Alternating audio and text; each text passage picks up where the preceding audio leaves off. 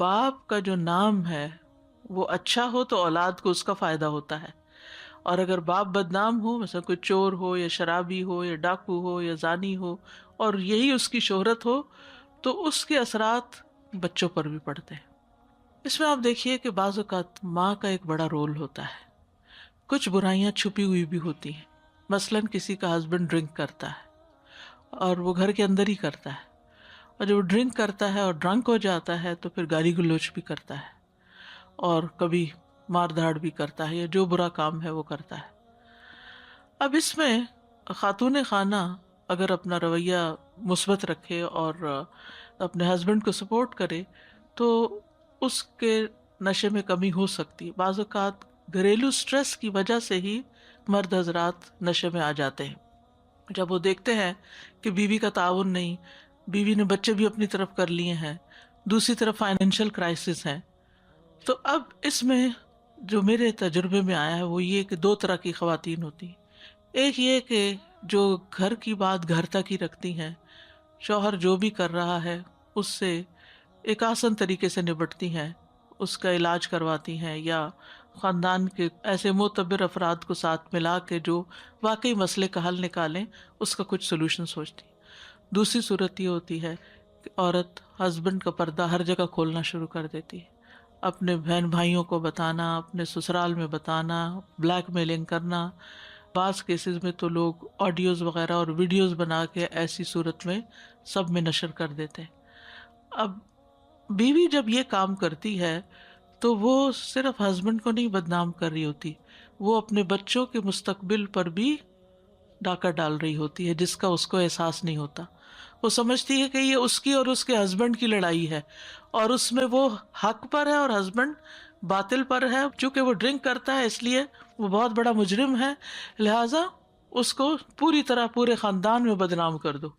اب کوئی بھی عورت جب اپنے ہسبینڈ کو اپنے میکے میں، اپنے سسرال میں، اپنے جان پہچان والوں میں بدنام کرتی ہے تو اسے یاد رکھنا چاہیے کہ ہسبینڈ کی یہ بدنامی صرف ہسبینڈ کو نہیں نقصان دے گی، کس کو دے گی؟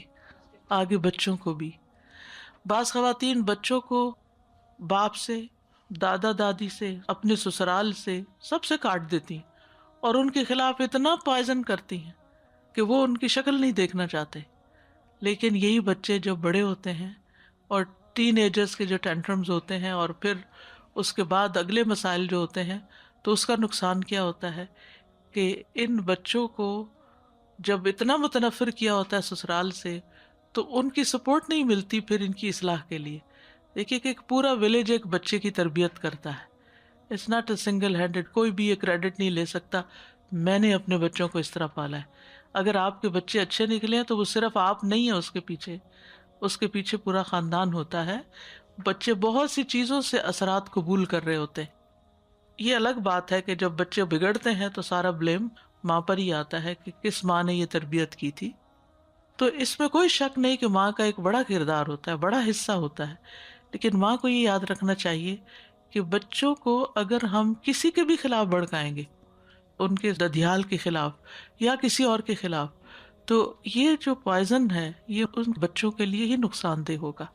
تو ایسے میں اگر آپ کے کچھ ڈفرینسز ہیں بھی اپنے ان لاز کے ساتھ، تو اس کو آگے نہ ٹرانسفر کریں، اس کو اپنے تک رہنے دیں، اس میں بچوں کو اپنی پارٹی نہ بنائیں، کیونکہ اس سے آپ کو وقتی طور پر تو بہت ہمدردی مل جائے گی، لیکن بڑے ہو کر ہو سکتا ہے یہی بچے آپ کے خلاف ہو جائیں، آپ سے نفرت کریں کہ انہوں نے ہمارے ساتھ یہ زیادتی کی، باپ تو ویسے چھوڑ گیا اور ماں نے ہمیں باقیوں سے بھی کاٹ دیا، ہم کہیں کے نہ رہے، اور ایسے بچے پر نفسیاتی مریض بن جاتے ہیں۔ شوہر تو تھا ہی بیمار، بچے بھی بے راہ رو ہو گئے، بچے بھی ہاتھ سے نکل گئے، تو ہاتھ کیا آیا؟ میں سمجھتی ہوں کہ یہ صورتحال بہت ہی تکلیف دہ صورتحال ہوتی ہے جب ایک عورت کو سنگل ہینڈڈ سارے کام کرنے پڑتے ہیں، گھر بھی دیکھنا ہوتا ہے اور شوہر کو بھی دیکھنا ہے اور باہر کے کام بھی کرنے ہیں، اور ساری مشکلات اسی کے سر پہ آ جاتی ہیں۔ لیکن ایسے میں اگر وہ صبر کرتی ہے تو اجر بھی بہت بڑا ہے، اگر صبر نہیں کرتی تو حالات تبدیل نہیں ہوتے، حالات ویسے ہی رہتے ہیں، لیکن مشکلات کئی گنا زیادہ بڑھ جاتی ہیں۔ بے صبری سے، بد زبانی سے، بد اخلاقی سے، بلیک میلنگ سے مسائل بڑھتے ہیں، گھٹتے نہیں۔ تو اس لیے انسان کو سوچ سمجھ کے ایسے کام کرنے چاہیے.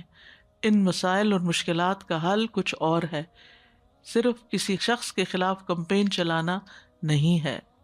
شارٹ ٹرم تو آپ اپنا غصہ نکال سکتے ہیں، لیکن لانگ ٹرم اس میں فائدہ کچھ نہیں ہے. تو یہاں سے یہ بات پتہ چلتی ہے کہ والدین کی شرافت اولاد کے لیے بھی فائدہ مند ہوتی ہے، اور ماں باپ کی جو خرابیاں ہوتی ہیں وہ اولاد کے لیے بھی نقصان دہ ہوتی ہیں. اس کے برعکس والدین اگر نیک ہوں تو وہ نیکی اولاد کے بھی کام آتی ہے. سورۃ کہف میں آتا ہے کانا ابوہما صالحا، ان کا باپ ایک نیک آدمی تھا. اس لیے اللہ سبحانہ وتعالیٰ نے ان بچوں کے مال کی، جو یتیم بچے تھے، ان کی حفاظت کی، اور آگے فرمایا رحمتا من ربک، یہ تیرے رب کی رحمت کی وجہ سے ہوا. یعنی اللہ تعالیٰ کی رحمت کہاں کہاں کام کرتی. اس سے اللہ سبحانہ تعالیٰ کے الرحمن ہونے کا پتہ چلتا ہے کہ خفیہ طریقوں سے، لطیف طریقوں سے، جہاں تک کوئی سوچ بھی نہیں سکتا، وہاں تک جا کے اللہ سبحانہ تعالیٰ بندوں کی کیئر کرتا ہے.